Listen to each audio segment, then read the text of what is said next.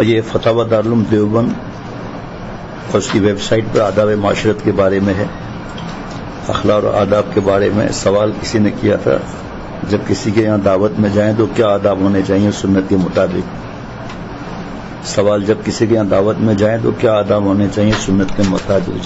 جواب، نمبر 1، دعوت میں امیر و غریب کا فرق نہ کریں بلکہ غریبوں کی دعوت میں بھی شرکت کریں۔ نمبر 2، ایسے شخص کی دعوت قبول نہ کریں جس کی کل آمدنی حرام ہو۔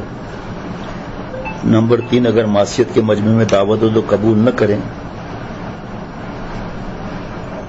نمبر 4، وقت مقررہ پر جائے تاخیر نہ کرے، تاخیر سے انتظام میں زحمت ہوگی۔ بلا ضرورت گھر کے اندر نہ جائے، کہیں بے پردگی نہ ہو۔ گھر میں داخل ہوتے وقت اول سلام کریں۔